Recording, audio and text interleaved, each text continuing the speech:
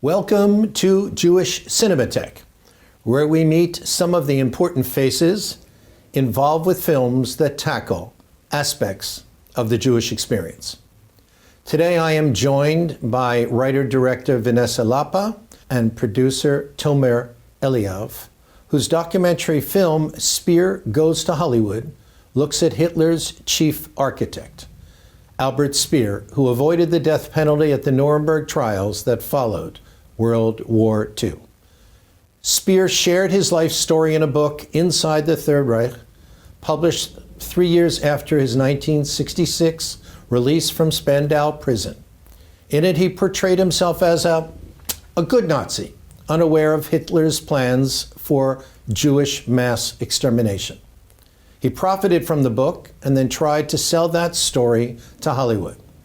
Finding 40 hours of audio interviews conducted with Speer by then 26-year-old screenwriter Andrew Birkin, Vanessa tells this story in her fascinating film, winner of the Israeli Film Academy's Ophir Award for Best Documentary Film. New tape? Yes, new tape, yeah. Albert Speer has become a radio and TV star. I would say it must be very far away from a documentary. The farther away, the better it is. The object is to have the audience identify themselves with you in the first 5 minutes of the film. Yeah. I was 29 years old, and I really would have sold my soul to Mephisto.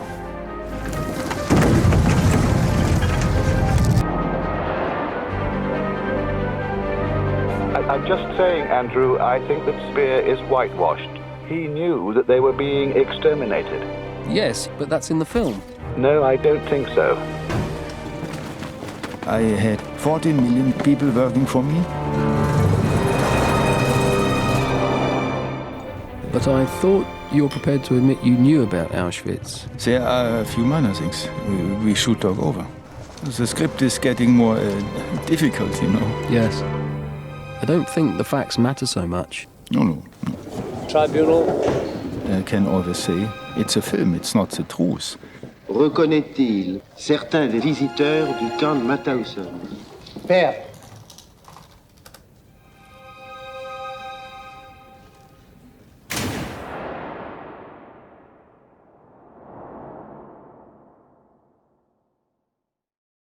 Vanessa, Tomer, welcome to Jewish Cinémathèque. Thank you. Thanks for having us. It's wonderful to have you. This is quite an extraordinary film. You had just completed a film about Himmler, of all people. How did you move into this project? Well, actually, here in New York, after a screening of The Decent One at the Film Forum, a man approached me and asked me if I have more of the research, more from the research and the correspondence between Heinrich Himmler and Albert Speer. And I said yes. And he wanted to meet with me the next day. I had previous engagement. So it took 8 months. And then Tomer convinced me and organized a meeting with this man. And we went to meet him. And he told us about this 1971 Paramount Albert Speer unfinished project. And he urged me to go and visit or to reach out to Andrew Birkin, which took another 3 months, and then I finally wrote an email. How did he know about the Birkin interview? Because he was a lawyer, and he was the lawyer who did the deal between the publisher of Albert Speer, Macmillan Macallan in English, and Paramount Studios. Wow, that's the story. And then you had to track down Andrew. Yeah, he gave me Andrew's email, so I sent Andrew an email. He introduced me to Andrew. I sent Andrew an email. I sent him my previous film, The Decent One, and I went to meet Andrew in Wales. And after 10 minutes, Andrew told me that, in fact, he didn't took notes from his 3 months with Albert Speer, but he recorded everything, which is something that no one knew. Recorded on audio? On audio cassettes. On audio cassettes? Wow. So almost 50 years ago, I mean today 50 years ago, then 45 years ago, he recorded everything on audio cassettes, and 20 years after, he, without listening to them again, he just digitized them. But they were already in a very bad shape because for almost 25 years, they were in a box. So they deteriorated heavily because audio cassettes is the audio tape recorded, the less good quality, the worst quality of audio recordings. Yeah, it was in a very bad condition. How did he know to, Tomer, how did he know to digitize it? I mean, why did he just, I mean, it's not as if he was turning it over to an archive. Right. He was keeping it, and it seemed to be a secret. Look, I think it was big deal for him, to meet when he was like 26, this Albert Speer, the Reichmaster, such a big figure, he handled conversation with him when he was young. So I don't know, after it happens, probably he just buried the tape for these 50 years. He didn't know what to do with it. And yeah, finally took them out and decided to give it away. But he kept them. Yeah. He kept them. He kept them. He kept them, and he intended to do something with them someday. Because when I reached out to him, he immediately told me about the tapes, and he pushed play. And immediately he agreed, to cooperate and to give us, to upload weekly side 1 and side B, and then Tomer was cleaning it, and I was with another 2 researchers transcribing the content. This is how we started. That's an incredible story. And then you chose not to use the actual audio in this film because? Look, I spent so many hours to restore these tapes. The quality was... You're talking about the second version, the digitized version. Yeah, but it was like, each of the tape recorded on a different location, sometimes far from the mic, sometimes close to the mic. And we did the best, with the best equipment, but we didn't manage to, it was really bad condition. It's inaudible for a 90-minute film. If it was 2-3 minutes, then it would be okay. For a 90-minute film, it's just inaudible because there are words or sentences that in order to understand, Tomer had to stretch them so you hear like it's wavy. It's inaudible. For us, it is understandable to understand and to know what is said. But we did edit, having said that, we did edit the film with the original audio. And it's only when we had the fine cut that the 2 voices recorded in sync on picture for the final version. So you used actors, in effect, voices. Actors' voices to play the part of Birkin and the part of Speer. Yeah, but to copy the tapes word for word. Not just the words, even the breathing or even the small laugh, the breath, the pause, the pronunciation. For example, Albert Speer, he's pronouncing his name Speer. But grammatically it's not Speer, but in the tapes he says Speer. So, there was this moment where, okay, are we correcting him or are we staying true to the original? And we stay true to the original for everything, every word, every breath, every mistake, every English mistake. So it's fascinating that you take this narration, which you've now had actors do the narration for, but it's his words, and that becomes the basis for the film. Tell us why you Most of the people don't, cinema critics and cinema people realize that it cannot be so old and such a good sound quality. But because in the 10 first minutes of the film you see Speer and you hear him, and the voice of Speer is so accurate. He's coming from the same area, the same age, the same accent. So people, until the end of the film, when they see that they are voices, most of them don't realize that it's not Speer voice. I pitched like, I think, 40 people's actors, not actors, just to find the right person, you know, with the exact dialect. And then at the end of the film, you let us know the secret.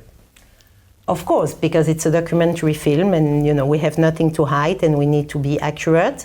There was a moment where we were thinking, shall we put it in the beginning of the film or at the end of the film? And then Carlo, the director of the Berlin Film Festival, said, Vanessa, the experience is so important, the cinematic experience. Not knowing. As long as you are true to your source, which we all know you are, put it in the end. Don't put it in the beginning, because it might take the attention or the audience away. And it's a fact that most of the people don't realize that it's not Speer voice. Why were you, I mean, this is a treasure, clearly, but what was I mean, here you had done a documentary earlier on about Ehud Olmert, and then you go ahead and you make a documentary about Heinrich Himmler. Why were you attracted to Speer? I mean, it's clear you had a treasure here, but what was so different about Speer? I was not especially attracted to Speer. It's the kind of stories that you don't really want to do, but once you know they exist and you hear 5 minutes of Albert Speer talking in English, you cannot say no. And on the one hand, the curiosity, and on the other hand, the sense of responsibility to bring the content of it out to the world. She didn't want Nazis anymore in her life, you know, but the story was so strong that you cannot ignore it. You must do it. You grew up in Belgium. How did that experience impact your filmmaking and your decision making in terms of career? It's actually, you know, in Hebrew one say hafuch al hafuch. I was born and raised in Belgium, Antwerp. My parents are second generation. My mother is extremely obsessed by the Holocaust. So I went to Israel at the age of 18. I learned Arabic. I worked at the news. No Nazis, no Holocaust, current affairs. And then a professor of the Tel Aviv University comes to me and he said, listen, Vanessa, there is this box with private letters and photographs and diaries of Heinrich Himmler. Would you agree to come with me and see the box? And I didn't want to go and see the box, but when Professor Lauch is reaching out of politeness, you don't say no. So I went to see the box. And once I saw the box, again, it's like the tapes. It's something that the curiosity and the sense of responsibility. And on the opposite of where I'm coming from, definitely the attraction, instead of again and again reading and listening to the side of the victims, the curiosity to enter the mind of the perpetrators and to desperately try to understand why and how and what is there in this ideology that captured so many intelligent people, so many non-intelligent people, a whole people, millions of people, to go after a Führer, in my eyes, not very intelligent, unlike someone like Albert Speer, extremely intelligent. What is there behind this ideology? You know, he's a fascinating character. He's in prison for what, 20 years? He is, you know, one of the 24 major war criminals being tried at Nuremberg. He somehow, in the film, you do a great job of sort of showing how he squirmed and got his way out of being executed like many others were. And he sends these pieces of toilet paper out with someone so that they accumulate all of his diaries. And then he comes out with a book and he's lauded. He's a good guy. He just happened to be with Hitler, but he really didn't know about the Jewish issues.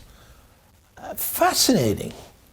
Can you just, why did the Germans and actually the Americans accept him? Why then was there even talk about creating a movie about his story? I think that it's human, and I think that, any high-ranking politician, whether he changed the world in a good way or a bad way, is something attractive for journalists, for publicists, for the media, for Hollywood. I want to hope that the lesson of, for example, the Albert Speer project for Hollywood is that one shall get a perspective. Like his book, for example, is still selling 2,000 copies a year, which is okay because in a democracy, and we are Democrats, everyone has the right to say what he has to say, and it is even interesting, but the fact that there is no preface, that there is no historical context. So I do understand Hollywood wanting to make a film, and I even understand, or I agree with the importance of making a film when Hitler's closest confidant is alive and talking. But the problem and the question is, where is the historical context? Where is the truth? Where do you let the viewer reflect and tell him that whatever he's saying is, in this case, not true at all, but at least you shall think twice if what he's saying is accurate. It's fascinating that in the 70s we had television programs in this country with good Nazis. And famously, Marlon Brando, when they were making the film The Young Lions in 1958, talks his producers into changing the screenplay so that he's portrayed as a good guy, as one of the good Germans. And yet, in the last several decades, there have been a number of books that have come out to show that Speer was not such a good guy. But for someone like me, who was not, sort of aware of these books, it was quite eye-opening. I always, Speer was, okay, he was one of the good guys. That's why the trial. That's why the judges let him free. It is definitely eye-opening. It was to me as well. To me, he was never the good guy, because I think that a Nazi cannot be a good guy. The combination of good and Nazi is, contradictory and chilling in itself. But it was eye-opening because to me, he was the architect. Okay, a fascist architect, everything is big, megaloman, but I was not aware about all the slave labor, about him almost alone prolonging the war for 2.5 years, only because he was a good producer, but because he was intelligent, he knew that the war was lost. And he's saying it, and he's proud to say that he knew that the war was lost. How many people died in the last 2.5 years of the war? So you're saying that after Stalingrad, Hitler and Speer knew that it was over. He was Minister of Armaments and War Productions, an aristocrat among peasants. And in fact, earlier on, he was the General Building Inspector for Berlin, a role in which he was responsible for the resettlement, the eviction of Jewish residents in Berlin. Mm-hmm. So he has this history of not being such a good guy, and yet he gets away with it. Why was the film never made? I mean, 3 months Birkin worked on this project. 40 hours of interviews. He spent a lot of time. And by the way, he went on to have a very successful career as a writer and director. Definitely. And the script is a good script. I think that the reason why the script was, why Paramount never entered production, is because they realized that don't forget that we are in the 70s, and you are making a film where a high-ranking Nazi is coming out as a not too bad guy or a good guy. So they understood that it's not something they can do this way. Even today, I think it's, I'm not sure how the public could react to a film where a Nazi is a good guy. And yet, about, what was it, a decade ago or maybe 15 years ago, there was a German film, Downfall, where about Hitler, but it's really, Speer is shown as a good guy. Speer is shown as a good guy, but I think that I love the Downfall because I understand the criticism on the Downfall. But what I see in the Downfall is not that Hitler is a good guy, is that Hitler is human. And I think that it's extremely important to realize and to accept that those people were human beings like you and us. They made choices. They made, obviously, the worst choices, but they were human beings.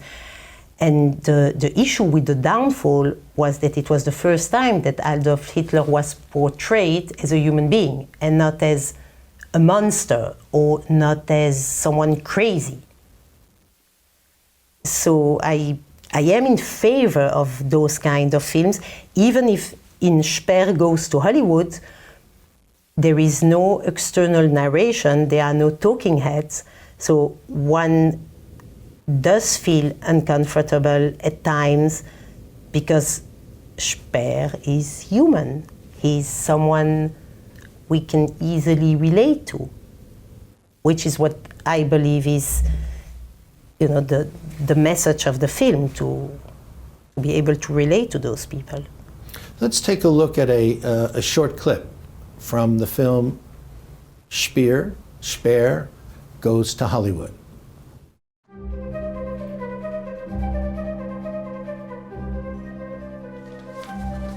We're on scene 27. Hitler is looking at the models after you have woken up. The first time we see the model, the audience for a minute will think it's the real thing. And then you suddenly see Hitler's face coming in from the side next to the dome. And he said, I have another great desk for you. It came out that it is a rebuilding of Berlin, Hauptstadt. That Berlin will be the capital of the world. Hitler quite often told me, you are fulfilling my dream. I would like to be an architect and I can't. And now you are doing what I wanted to do. And you are young, and even when I'm dead, you will go on. I'll give you all my authority. I thought that my buildings will be for centuries. So during the 70s, after he's out of prison, he comes out with 3 different books. He becomes a very wealthy man as a result of this. He's living in the country, a life, and he's out in Hollywood, or he's trying to get, Stanley Kubrick at one point is interested in directing. Yes, because Andrew, obviously everyone, if I was a young scriptwriter, I would also go and interview Speer. I hope I would have been tougher. On the other hand, Andrew was 26 years old. He managed to charm the judges at Nuremberg. Let's not forget this. He charmed Gita Sireni, who wrote his biography, an amazing, intelligent journalist and historian. She really believed that he regrets what he did. But he does admit to having done some bad things, but not the really bad things. Yeah, but of course, he does admit, but it's part of his strategy to admit. Professor Moshe Zimmerman from the Jerusalem University, who worked with us all along,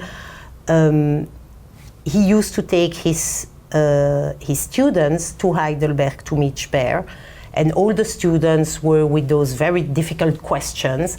And the first 15 minutes, Speer was saying, I did wrong. I deserved the 20 years. I was a bad guy. I learned from my mistakes. So he knew how to immediately soften and switch the conversation, to his benefit. A year after his death, there is a miniseries on TV, a 4-hour miniseries. Interestingly, directed by Marvin Chomsky, the same individual who had directed the miniseries Holocaust. So it does finally get on TV, and actually Chomsky wins an award for being best director of a miniseries. You received the Ophir Award, which is quite a prestigious, it's the Oscar, the Israeli Oscar for best documentary film. You and Tomer came up on stage, and you immediately broke down. Can you just talk about the two of you, your experience, and then Tomer sort of gave an acceptance speech, a very beautiful acceptance speech. Thank you. No, Vanessa is very emotional, these moments are really beyond her. And it's hard for her to deal with it. So she's real, that's what she felt on stage. She was crying, and it was a very special moment. The recognition, it's so big, and and if I can do it, everyone can do it. And I couldn't realize how big it was, and the love and the support that we got from the Academy members, from you and me, who are the Academy members. It's just you and me, people like you and me. And especially for me, I think coming from Belgium, having difficulties to adapt with the language, with the accent, as I have in English, I have in Hebrew, I also have in French. I have a very, very strong accent. And for years I struggled to narrate my reports when I used to be a journalist at the news, and because of the accent, it was difficult. So it's a moment where everything comes together, and It was a beautiful moment. It was a beautiful moment. The film is called Speer Goes to Hollywood. Producer Tomer Eliav, director Vanessa Lapa. It's a very powerful film, and it's quite eye-opening. So I encourage you to seek it out and go watch it. Vanessa, Tomer, thank you so much. Really, much success with this film. Thank you. Thank you very much. Thank you very we much. appreciate it. Take care. Thank you.